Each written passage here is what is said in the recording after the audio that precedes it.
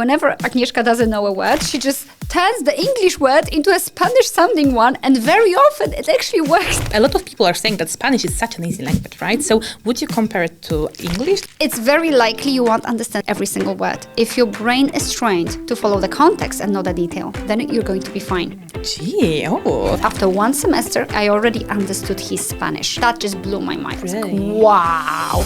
I'm at a point where I have no blockage when it comes to speaking, so I just go ahead and say it.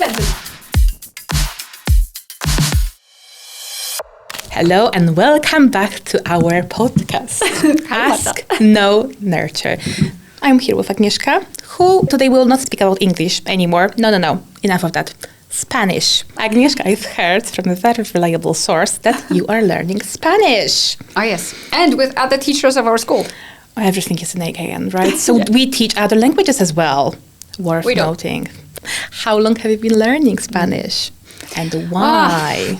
You don't want to know how long I've been learning, because I think that my breaks are longer than the periods of learning. But actually the last period has been the most successful one, I think. So basically I started learning at university because our methodology professor told us that when you learn a language, you need to learn in that target language. I was like, what do you mean? You don't know a word of that language and you need to learn in that language. How will you understand anything? I was so curious. So I signed up at a school in Warsaw that only did that exactly with this method. And I was just curious. I just didn't know how it's going to work, you know? So what happened was the teacher was using a lot of body language and he was using some English, so that was helpful. But after one semester, I already understood his Spanish. And that just blew my mind. I was like, Really? wow. That was very helpful. So basically, that's why I started learning. And it was Spanish because at that time, I was traveling to the US quite a lot. And there were a lot of people from Mexico. And I was like, wow, that sounds like such a nice language. So I just picked, a Spanish. And then I had a lot of breaks. But right now I'm learning with Agnieszka from our school and with Mariana, also from our school. And in that in the class with Mariana, I'm learning with Damon, the other teacher of our school, who is also a student. So it's a group lesson. And Agnieszka has also joined our group. So now there's 3 teachers. And Mariana's our teacher. It's so crazy, but it's so I would have to, I would need a sketch, a diagram of how what's going on. Okay, so how is it going? Like, how do you learn, actually? You are a teacher yourself, so you must have some tips up your sleeve. So basically regularity, that's the key. If you don't have regularity, if you don't have strategies for learning, then forget it. It's just not going to work. This is why I had so many breaks, because, as I progressed, also with my knowledge of being a teacher, of knowing how to learn, I have developed strategies. So rule number 1 for me, vocabulary. You have to remember all these words, and let's face it, science says that you need to be exposed to a word from 6 to 11 times in order to store it in your memory. How on earth am I going to start using a new word if I just hear it said by the teacher twice in class and me repeating it once? Mission impossible, right? So what I do is after every week, I place all the vocabulary in Quizlet, and then I do 2 sets every day. I just work with Quizlet with 2 sets per day. 1 set is from the last week, so I repeat that set for 7 days, and the other set is some older set from the past. Just random one. Random one, Okay. and every day is changing.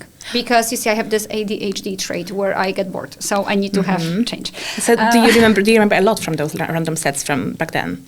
Yes. Oh, you do? I do. You do. And so Agnieszka, she runs tests with me once a month, and she says, well, I no longer see the need to even tell you a test is coming up, because you're always prepared anyway, because you do these revisions of vocabulary. So vocabulary is my strength, because I do that, and it's very regular. I do it every single day of my life. So it doesn't matter if it's weekend, Christmas, I just do it. So what do you find difficult, when it comes to learning Spanish? Grammar. Yes, unfortunately, grammar. So basically, I am a speaker, as you can see. I'm chatty.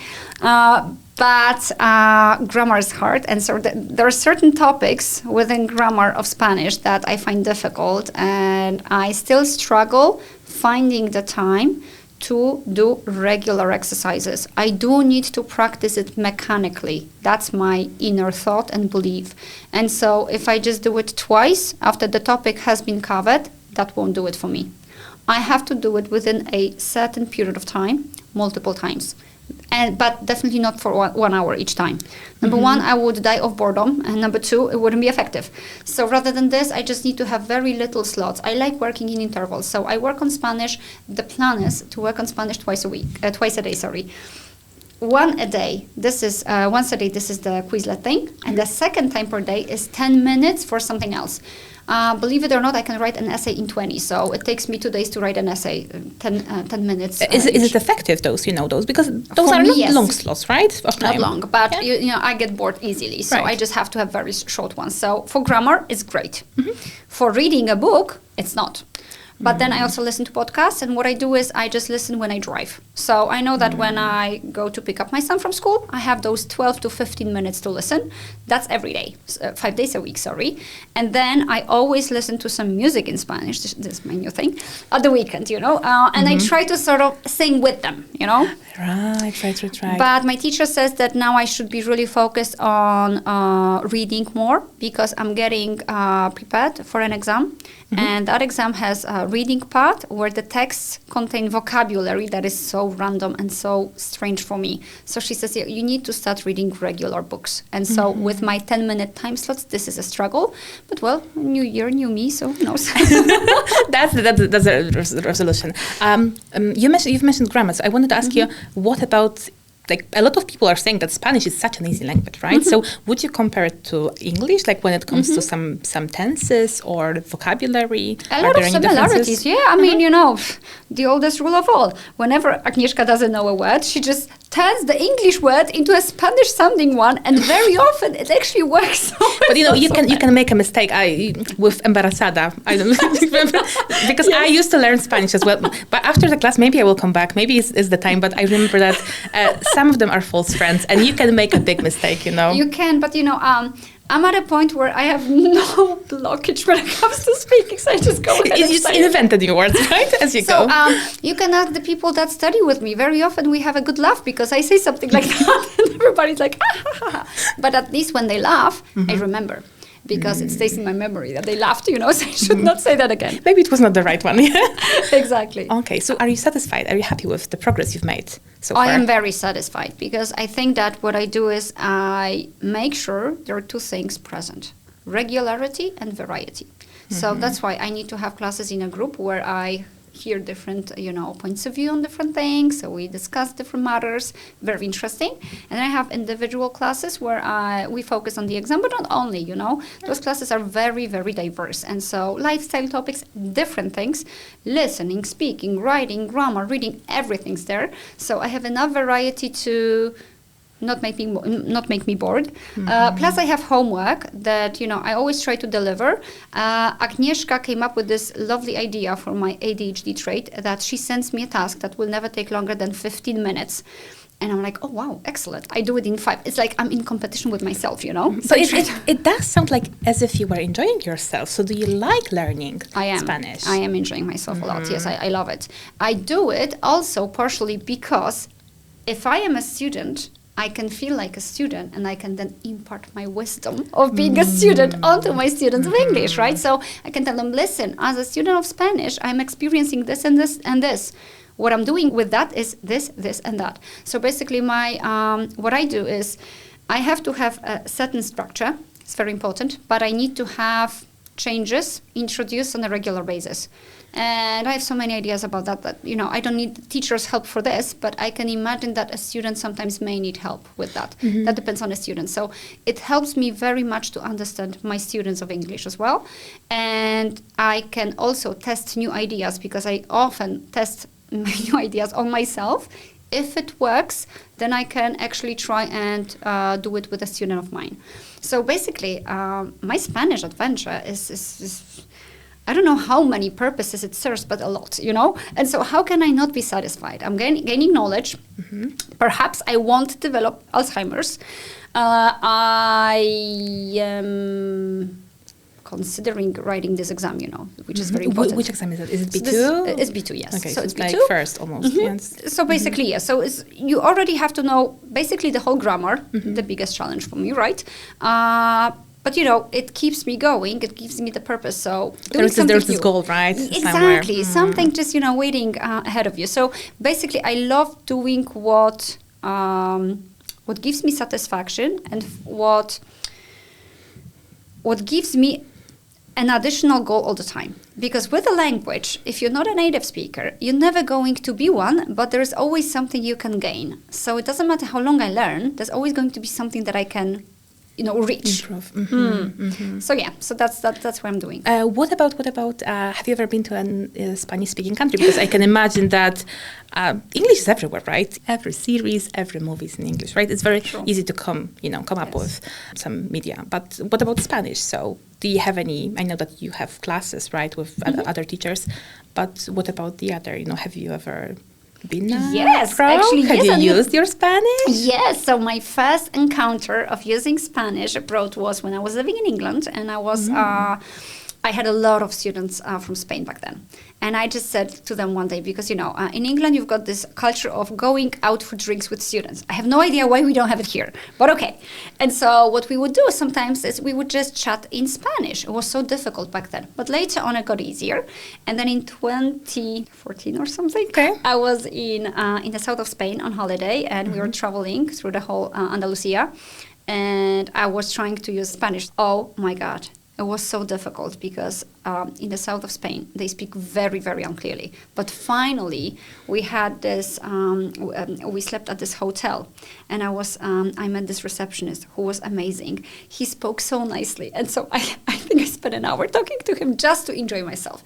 And then last year, we went to Mallorca, where I thought that I would not use Spanish at all. And it turned out that in our room, the light bulb was broken. I was like, yeah, I'm going to the reception. This is my mission. Exactly. Yeah. And of course, I went there. I spent an hour talking to them because it was so enjoyable. It turned out my level in comparison to Andalusia improved a lot. I had no problem speaking to anybody. It was not the region, it was the progress you've made, right? I think so. So basically, I think that because if I switch on a series in Spanish, but I have to focus. If I focus, I am able to understand what's going on. I won't understand every detail, but it doesn't matter me. I understand the need for the brain to understand the context, and the details will come with time. So basically, I am a very strong believer that you need to teach your brain to stop being perfectionist about understanding every single word, but teach your brain, train it to follow the context and the general thing and not focus on details, because when you meet a person and you have to speak with them, I don't know, from the Netherlands, from Germany, from France, oh God forbid the accent, right? It's very likely you won't understand every single word. If your brain is trained to follow the context and not the detail, then you're going to be fine, right? So that's how I have trained my brain to, to manage. And this way, I can watch series. What about Spanish speakers? So how do they react? Are they eager to, have a conversation with you? That depends on a person, because I don't have a lot of opportunities to do that. But I have this new idea that I'm going to set up some classes with native speakers. There are some platforms apparently for that. Yeah. And every time it's going to be a person from a different country. I've done this only once. So I was talking to this person from Peru. It was the first time in my life I had an encounter like this. And it was no problem. It was like a year and a half ago. I was shocked that I could understand everything. It was so easy, The conversation just flew naturally. So that's my new plan, that once a month I try with a person from another country. Do you have any preference when it comes to the accent, No. I mean, Mariana, our teacher from Mexico, Agnieszka's laughing because she teaches continental Spanish. She's like, "Oh, you're such a Mexican girl now." Classes with Mariana. So like, sorry, but I have no preference. I'd like to be able to understand people from all over the world, because my big dream is to go on holiday to South America and to visit many countries. I don't want to visit only one, because it's very difficult to make a choice and to make a decision which one. But I would like to go visit a few and be able to communicate with people. You speak English as well, right, and Spanish. So is it easy with the next language, because you know how you've learned English? I actually believe that. It's easier with the next one. I also know German, and I have a master's degree in translating and interpreting in German. Gee, yeah, but I don't use it. You see, so I am the best example of a person who stopped using a language, and now I can understand, but I can't speak. I mean, if you were to have a conversation with me, I think I would just insert a lot of Spanish and English words in there, you know? That's it. I would just, but I would understand, I would follow. So basically, after English and German, Spanish started for me as the third foreign language. But Way does it easier. happen with Spanish, for example, that you try to say something in English? Like, because you No. got them mixed up? At this point, no. No, not really. No, Okay, no. that's I'm very great. not. Yeah, but 4 years ago when the pandemic started, I thought I would maybe refresh my German, and I subscribed to one of these apps. You know, I just wanted to see if these apps actually work. And what's missing is the speaking part. How can you learn a language without speaking the language? Come on. So yeah, I gave up very quickly because it was so annoying for me that I was asked to type things all the time, you know, to listen to things, to read things, but there was no exposure to, you know, to talking. It's the most difficult thing to replicate, right? Yes. And apps, it's not the same. It's not the same. Must be a real person, you know. It must be spontaneous. You cannot predict what this person is going to say. You need to be able to react, you know. So I'm trying to say is, to answer your question, if you learn any 2 foreign languages, any other one is going to be easier. I think. Every each of them. Okay. Thank you very much. And we will be finishing this episode, and I hope to see you once again in the next one. Absolutely. Thank you very much. Thank you. Bye-bye.